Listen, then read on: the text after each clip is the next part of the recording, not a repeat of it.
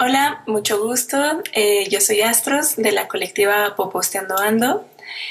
Soy fotógrafa, realizadora audiovisual y actualmente mi vida dio un giro muy interesante porque me dedico ahorita a ser aprendiz de bioconstrucción, de agroecología y de permacultura, y pues he descubierto que mi gran vocación ha sido compostear y compostear todo lo que se pueda compostear, desde residuos de alimentos, cocina, también popó de perro, y ahora desde hace un tiempo para acá pues he venido composteando mi popó y mis excretas, mi orina, junto con mi cabello también. Entonces ha sido muy interesante ver ese proceso de transformación.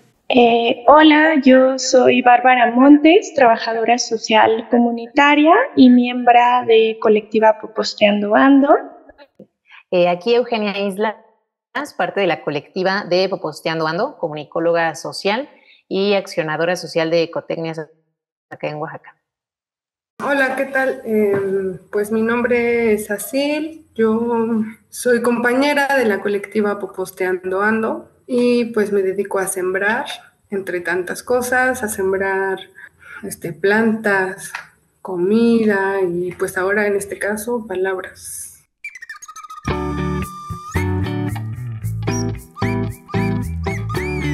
Diferencia entre composta y poposta. Para hablar de diferencias, también pues tenemos que hablar de igualdades, ¿no? Siempre como que hay un punto de encuentro en tanta diversidad. Y bueno, pues estuve pensando en que el hacer composta y poposta tiene que ver con transformar los residuos y tiene que ver con observarse, observar el proceso, tiene que ver con equilibrio, con organización. Entonces, esas son las igualdades entre composta y poposta, pero ahora hablando de la diferencia,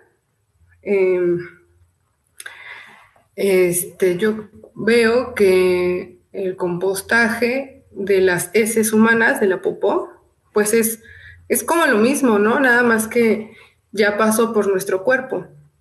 Y tiene que ver con también elecciones, porque por ejemplo lo que se compostea usualmente como residuos de comida, pues solo lo viene de la naturaleza, lo cortamos y lo que ya no utilizamos para comer se inicia en un proceso de compostaje, se transforma.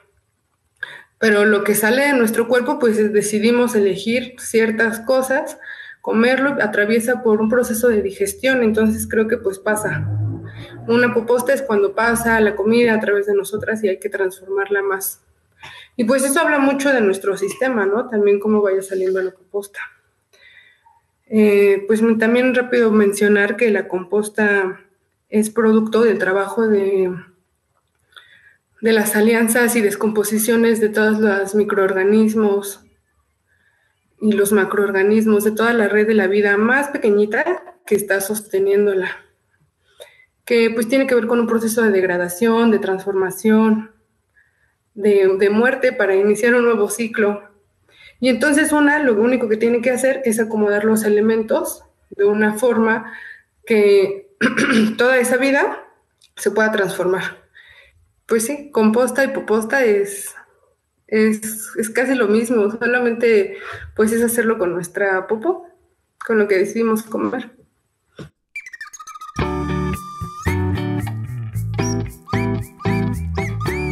¿Y cómo se hace la poposta? Pues es ese mismo proceso que algunas personas ya hacen o están familiarizadas, que es la degradación haciendo composta. La composta es simplemente lo que vamos a obtener una vez que degrademos las excretas y la orina humana o animal, ¿no? Animal no humana. Normalmente, pues, las personas escuchan poposta y creen que se refiere precisamente a solamente la excreta de un animal de compañía como perros, gatos.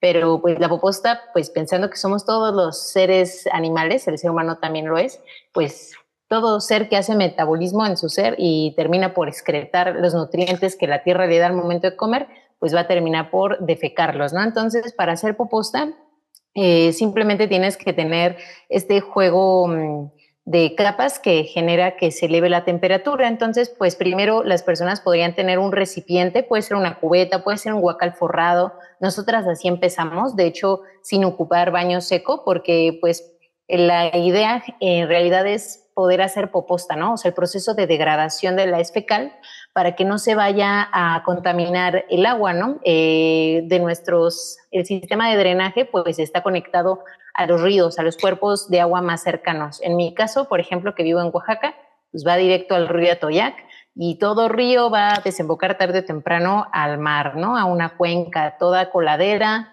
es donde empieza el mar, ¿no? Entonces, nada más para hacerlo, el hincapié de por qué la importancia también de hacer eso cuando en realidad ya hay baños con agua, pues sí, porque tendremos que cambiar toda esa lógica sistémica del drenaje, ¿no? Entonces, bueno, una persona podría tener, como es mi caso personal, un baño seco de cubeta. Entonces tienes una cubeta, al fondo le pones una capa de hojarasca para que ahí caiga, al momento de que tú vas al baño, excretas, cae una popó y la tapas con un puñito de tierra, ¿no? La tierra es la que nos va a dar los microorganismos, la materia inoculante, para que el proceso de degradación tenga las suficientes bacterias que habitan los seres en la tierra y se genere esta degradación, ¿no? Después viene la capa de hojarasca y así, básicamente vamos a hacer como un pastel de residuos, ¿no? La materia café en la naturaleza nos va a dar el carbono y la materia fresca, como lo es en este caso la excreta, nos va a dar nitrógeno. Entonces vamos a hacer este como equilibrio de elementos para que se eleve la temperatura y con ese calorcito la heces fecal se va a degradar en tierra fértil y bastante fértil, inclusive en Hiroshima, Nagasaki, se pudieron como reactivar los suelos para una siembra muchísimo más de la tierra saludable luego de las bombas nucleares que cayeron y que pues podemos retomarlo en México, ¿no? En México que el 74% del territorio está deforestado, que se necesita que hagamos tierra a las personas y que pues el 70% del agua en una casa habitación se va al momento de que le jalamos a la palanca. En estos momentos de sequía y saqueo, pues cada vez se vuelve más imperioso hablar de tener baños secos y de hacer poposta autogestiva, ¿no? En mi caso, pues también mi contenedor, donde es una cubeta adaptada con un embudo también que conecta a un recolectorcito, un pequeño topper de unos 2 litros, conecta ese embudo directamente, ahí separo mi orina y la orina también pues la rebajo con un poquito de agua de lluvia, con una palada de humus y se vuelve eso también un excelente biofertilizante para las plantas, ¿no? También podemos regar árboles, etcétera. Entonces, pues hacemos esta separación, aunque también hay formas de hacerlo en conjunto, sin esta separación de orina y excreta. En este caso particular, pues se hace porque es como la autogestión casera, ¿no? Yo vivo en un espacio muy pequeño y pues lo tengo como también un poco mezclado con la composta día a día que se hace, ¿no? Pero básicamente eso es la fórmula para hacer una poposta. Tener un espacio, un contenedor donde tú puedas poner un acolchado de hojarasca, la materia fresca que es tu excreta, un poco de tierra, una capa de hojarasca también, o ya también depende qué contexto vivas, ¿no? Porque a veces es más fácil para las personas conseguir acerrín, conseguir pasto seco, entonces cosas también de observar qué hay en nuestro entorno más disponible, ¿no? En mi caso particular, pues es hojarasca, y así básicamente se está haciendo como un pequeño pastel de residuos que tarde o temprano se va a convertir en tierra fértil.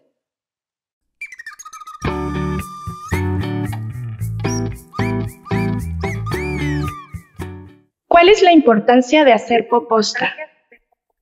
Pues esto hablando en un contexto inmediato de lo que es una casa, un hogar, donde el 49% de la agua que se recibe es utilizada para poder gestionar o la forma en que hemos aprendido históricamente a gestionar los residuos, es decir, la popó y la pipí, de las personas que habitamos los hogares, pues es por medio de un WC que utiliza agua.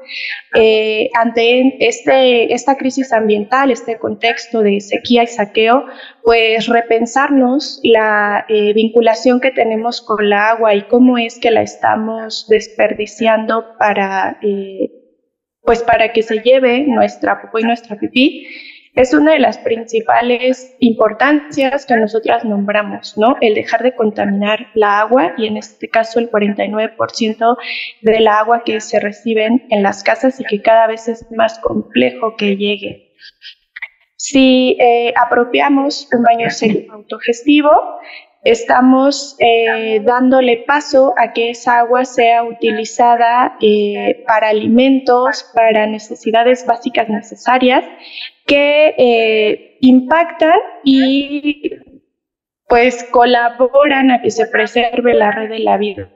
Las implicaciones de la importancia del por qué apropiar un bañito seco autogestivo, pues eso, tienen un impacto en espiral que abraza la red de la vida, que nos pues ayuda a que todas las especies animales podamos estar pensando en poder tener pues agua potable al alcance, ¿no? Nuevamente para necesidades básicas humanas.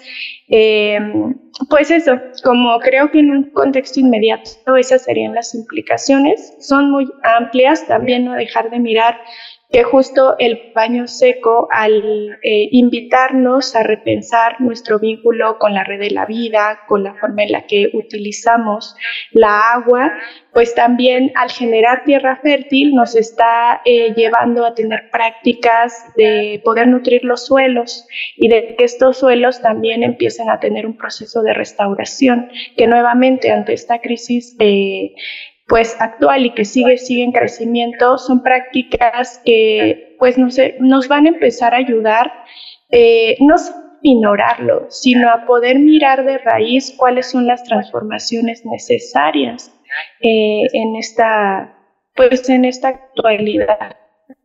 Esas serían como parte de la importancia del por qué apropiar un bañito seco autogestivo.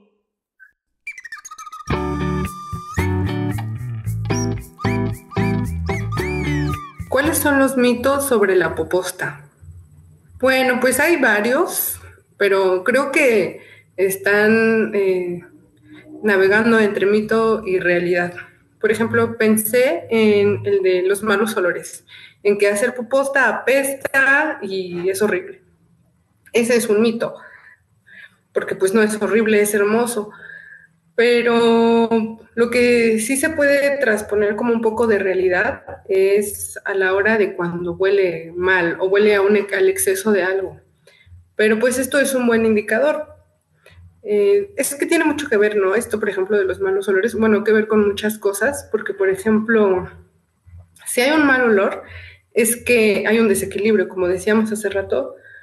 Un elemento central de compostar es que haya equilibrio entre los componentes químicos. Pero si empieza a haber un desbalance, va a oler feo. Y pues hay que enfrentarnos a eso, y es parte del aprendizaje. Mucho de las consignas de la colectiva es aprender haciendo. Justo como lo han comentado las hermanas zapatistas. Y bueno, pues si huele feo es que algo está pasando, entonces hay que volver a, como decía, a observar qué está pasando con esa transformación.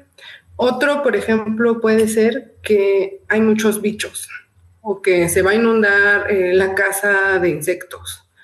Y pues también como que juega en realidad porque, bueno, pues, o sea, ellos son los claves, ¿no? Quien transforma, se come y desecha y deshace la comida y la hace popó.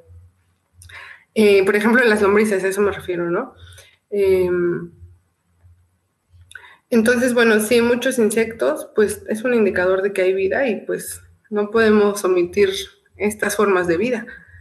Entonces, de nuevo, pues volver a que si hay demasiada población de cierta, no sé, colémbolos, pues otra vez, ¿no? Nos indica un desbalance.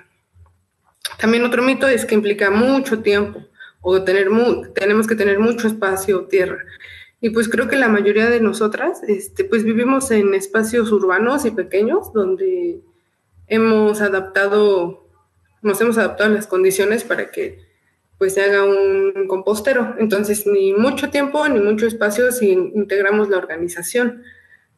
No sé, Astros nos comentaba, por ejemplo, ella para revisar sus poposteros y composteros a la semana se tarda 15 minutos, ¿no? Entonces varía también del método que tengamos, pero en tanto haya organización, pues no nos va a implicar mucho tiempo. Quizás al inicio, cuando nos estamos adaptando a los ritmos de, pues, voltear o ir a checar cómo va, ¿no? También no lo podemos dejar ahí. Como igual, ¿no? Por ejemplo, otro mito es de que puede llegar a haber mucho desastre en el lugar, pero pues eso tiene que ver con la organización, darle su lugar a cada cosa y no hay por qué haber desastre. Y pues que es difícil. Yo creo que muchas de las cosas nuevas que aprendemos a hacer se nos pueden tornar difíciles al inicio. Pero pues la onda y el reto en esta vida es aventarnos a hacerlo, a experimentar, y pues podemos cargar con todos estos mitos, pero los podemos ahora sí que ir desmitificando, incluso hacerlos realidad y traspasarlos y decir, no, bueno, pues sí apestó de repente, sí me llené de moscas, sí se me hizo quizás un poco difícil o me tomó más tiempo del que esperaba, pero pues es parte del proceso de aprendizaje. Y yo creo que si continuamos en este proceso, pues cada vez va a ir siendo más ordenado y esas dificultades o esos desbalances pues se van a ir acomodando y cada vez va a ser más sencillo. Y pues experiencias de muchas personas hay que llevan años posteando, y como dicen mis compañeras, pues es una forma de agradecer a la vida. Entonces, entre mitos y realidades.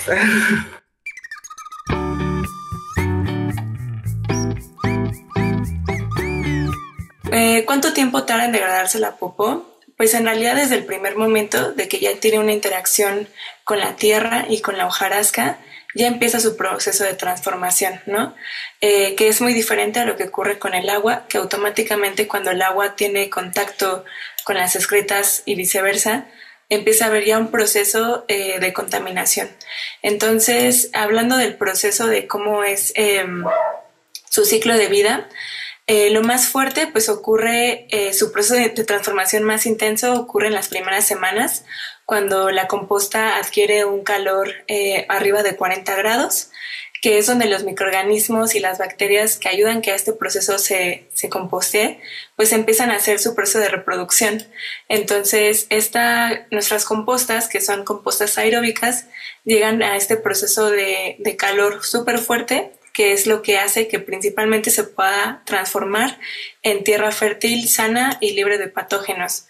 Y nosotras, por este tema que hemos estado también investigando y leyendo, y también hablándolo con muchas otras personas, pues siempre recomiendan un año de un proceso integral de compostaje, porque ese año pues incluye tanto su etapa de calor y también su etapa de enfriamiento, y una de las más importantes es la etapa de reposo, dejar madurar a una composta para que pueda estabilizarse desde su pH y también desde la cuestión de los patógenos. Entonces, en un año, digamos, ya podemos cosechar poposta, pero en realidad al ver el proceso de transformación, aproximadamente desde los 3 meses ya no se ve ningún rastro de popó. Entonces, es muy interesante ver cómo va sucediendo ese proceso. Esta es la cantidad de poposta que yo en un año pude generar. Son aproximadamente 55 kilos de pura popó que se composteó con tiempo, con paciencia, con amor, con cariño, y pues esto aquí en la azotea que yo tengo en estos contenedores. Es posible, es viable hacer tierra fértil en las ciudades a partir de nuestra popó. Dentro de la composta nos han germinado varias semillas. Hemos encontrado también muchísimos insectos que ahorita ya no están porque su proceso ya terminó y se fueron a otras compostas que tengo. Pero esos insectos nos ayudaron un montón a que también la tierra se lograra estar de esta manera. Solitos llegaron a la composta porque la vida trae más vida, y estamos muy felices de que esta sea nuestra cosecha. Esto ya lo vamos a ocupar en nuestros cultivos los árboles frutales, también vamos a irlo compartiendo aquí con los árboles de alrededor y pues muy felices de poder tener esta hermosa y abundante cosecha. Pura tierrita con olor súper rico, súper porosita, está completamente negrita, muy hermosa ella. Muchas gracias, tierrita, por enseñarnos y que a través de la gratitud podemos generar tierra fértil para seguir estabilizando el suelo, para seguirlo sanando. Ese es nuestro impulso, eso es lo que nos lleva a producir tierra fértil en nuestra popó. Bien.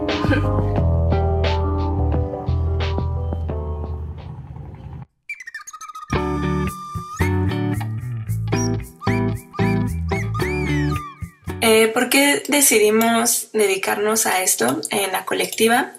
Más bien, pues la colectiva surge a partir de tener un contacto con baños secos en un centro de agroecología y permacultura que se llama Las Cañadas.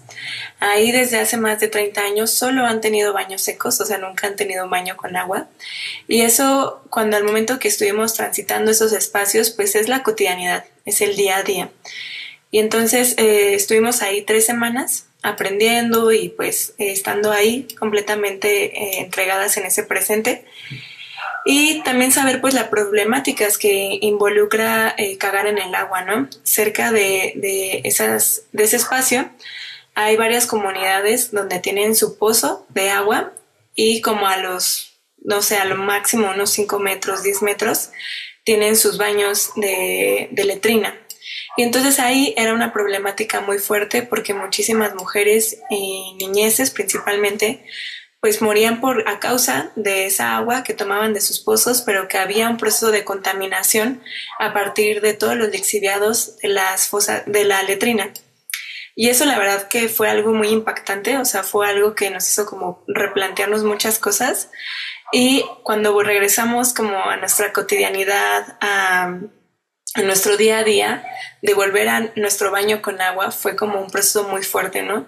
Porque era como, sabemos que existe esto, o sea, que existen los baños secos, pero ¿por qué en mi realidad tengo baños con agua, no?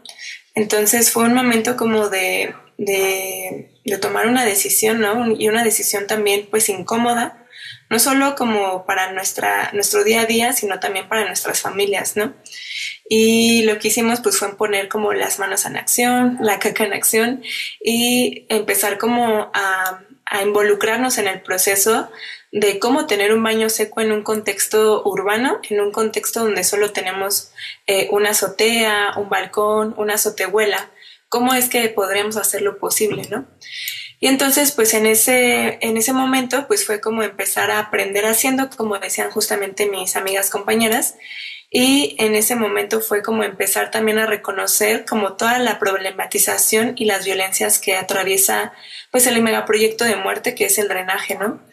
Y también algo muy fuerte pues fue como al momento de saber sobre las luchas de muchísimas mujeres, hombres y compañeros de comunidades originarias, pues saber que su lucha pues es por la vida, su lucha ha sido para salvar los bosques, para preservarlos, el agua, los animales, y que en el contexto de la ciudad, por toda la enajenación que vivimos, eso no se piense como algo que nos corresponde también cuidarlo desde nuestro día a día, fue algo como muy impactante, así como de, ok, sabemos que la violencia tan fuerte que está hacia quienes defienden la vida, para que al final, en este caso, nos esté llegando agua y qué estamos haciendo con esa agua, fue algo realmente muy, muy impactante, ¿no? Y entonces ahí empezar a entender que pues todo esto, o sea, que esa decisión de jalarle todos los días a un baño con agua, al final siempre tiene una implicación para muchísimas personas que pues no conocemos, pero que aún así no nos tienen que ser indiferentes.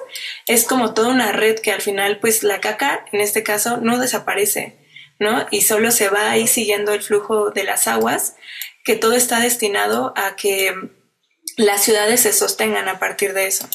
Entonces fue cuestionarnos eso, fue saber que sí lo podíamos hacer en nuestro contexto urbano inmediato con las pocas cosas que teníamos y además yendo contracorriente, aunque siempre la gente nos decía, es que eso solo lo vas a poder hacer cuando tengas un terreno o cuando tengas tierra o cuando no estés en el contexto de la ciudad. Y es como de, claro que sí se puede, lo que falta es voluntad, correspondencia y también gratitud hacia toda la red de la vida. Entonces, ya como tal, a partir de todas esas reflexiones, fue que surgió la colectiva de una forma muy natural. Fue una forma en que como amigas nos unimos y empezamos como a impulsar talleres, a ir a hacer ecointervenciones fuera de las empresas como Coca-Cola, Bayer, también fue fuera de instituciones como SACMEX, ¿no? Y fue estar ahí como invitando a las personas a que conocieran que esto existe.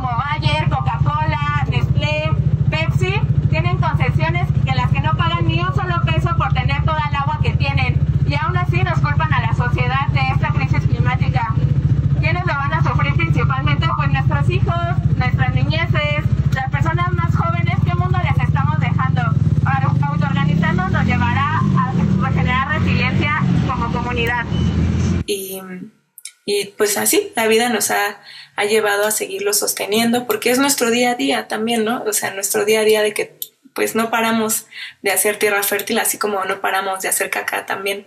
Entonces, desde ahí surge también la colectividad y el por qué, desde dónde viene todo eso, desde pues corazones sensibles y corazones también agradecidas, y saber que podemos aportar un poquitito desde nuestras acciones cotidianas.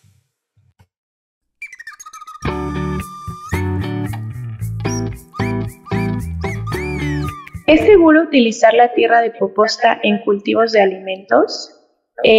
Nombra que en nuestros encuentros, comparticiones, talleres con las personas, este es uno de los grandes mitos o incógnitas, ¿no? que se nos ha preguntado, dado que recordamos o hacemos una memoria histórica que el siglo XIX fue conocido como un siglo de la higienización, esta idea proyectada en que justo los patógenos de nuestras heces fecales, en este caso, son más un poco de infección que algo que pueda tener un ciclo de volver a la tierra, ¿no? De reincorporarse al ciclo de la vida.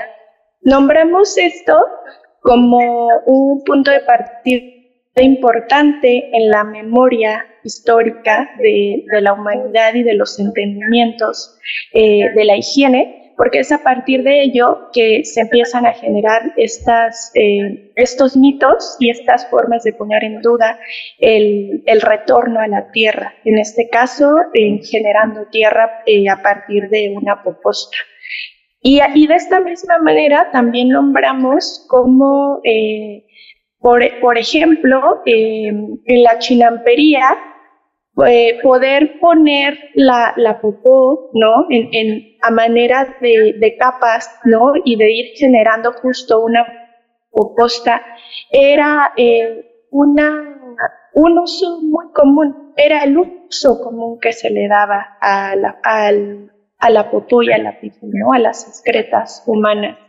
La chinampería tiene esa historia y para la chinampería siempre fue muy valioso e importante el reincorporarnos al ciclo de la vida por medio de nutrir la tierra y la tierra de cultivo en este caso.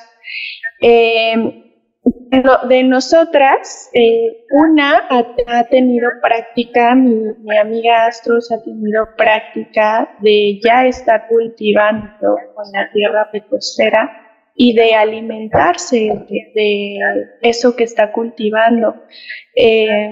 Suena quizá aventurero y habrá quien pueda incluso cuestionarlo desde una parte poco científica, pero creemos en que hay saberes que van mucho más allá, no solo los enmarcados desde las llamadas ciencias duras o ciencias exactas.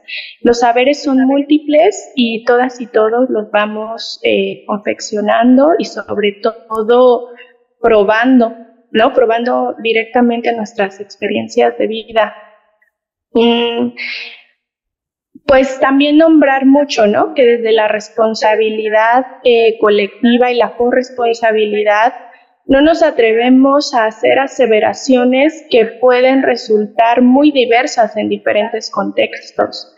Pero sí o sí que en los espacios inmediatos que hemos compartido, desde la sabiduría de personas que actualmente siguen resistiendo en la chinampería, desde la literatura inmediata que nosotras hemos consultado y desde las prácticas que se han iniciado también acá en la colectiva, a manera de exploración y de seguir encontrando respuestas, nosotras creemos y estamos resonantes bajo que es seguro y es un llamado a reincorporarnos a la red de la vida, el hecho de poder llegar a prácticas como lo es cultivar nuestros propios alimentos con una tierra popostera que cumpla un ciclo de maduración como el que se ha comentado, ¿no? A partir de un año de que se pueda cosechar esta tierra, poder empezar a tener estas prácticas para poder pues reconocer también nuestras propias experiencias y resultados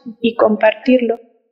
Pues creo que igual otra de las cosas que nos hemos dado cuenta pues es que cuando hablamos sobre el tema de la poposta y que es una tierra fértil libre de patógenos, y además que la podemos hacer, o sea, realmente pensar que podemos poner las condiciones adecuadas para hacer tierra fértil es como wow, súper loco.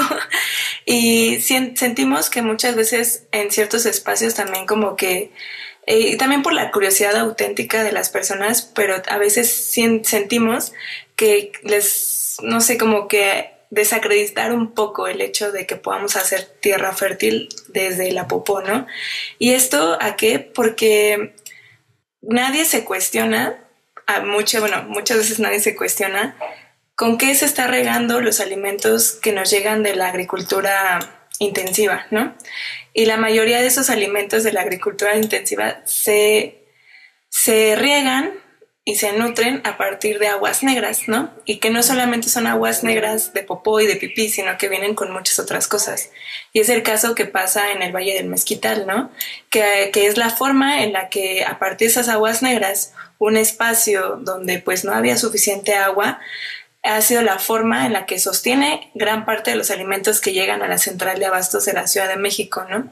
Y que es tratada con puras aguas negras. Y entonces ahí pues sentimos que ha habido como un proceso donde se sabe o no se sabe, pero al mismo tiempo pues es pues qué otra opción nos queda, pues conformarnos con esto que está, porque también pues es real de que de cierta manera los alimentos no son tan caros y que pues por todo el jale de la vida pues nos es difícil ponernos a sembrar de una forma cotidiana cuando nos tenemos que ganar la papa de otras formas de una manera económica, ¿no? Pero bueno, a lo que iba pues es que realmente pues también sabía que el cilantro que se siembra en Puebla también está todo regado con aguas negras, ¿no? Entonces, ¿cuál es la diferencia, no? ¿Cuál es la diferencia de sembrar con aguas negras a sembrar con una poposta? Hay muchísima.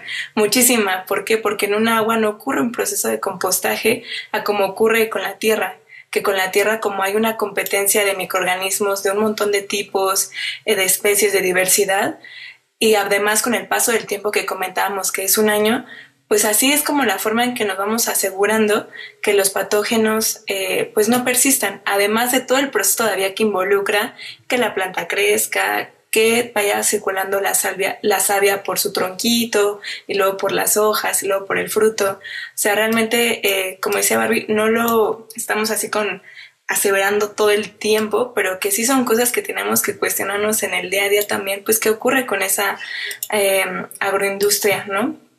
Que también es bien violenta. Entonces, eso es lo que quería aportar.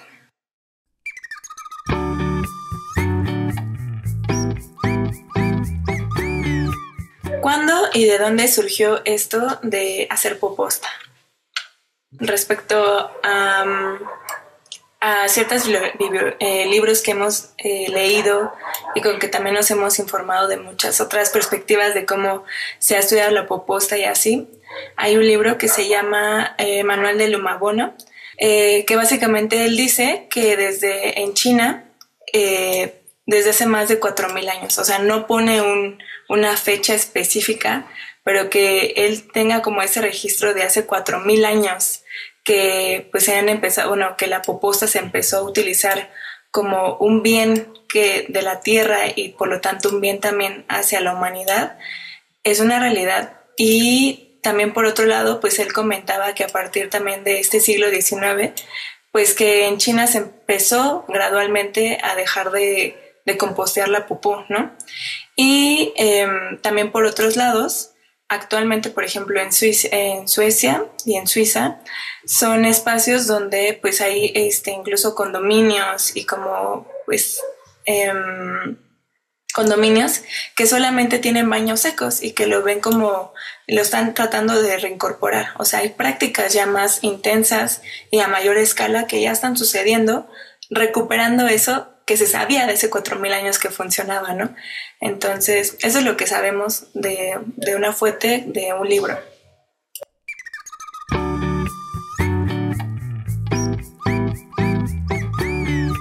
¿Se puede mezclar popó de mascotas con popó humana, de humanas?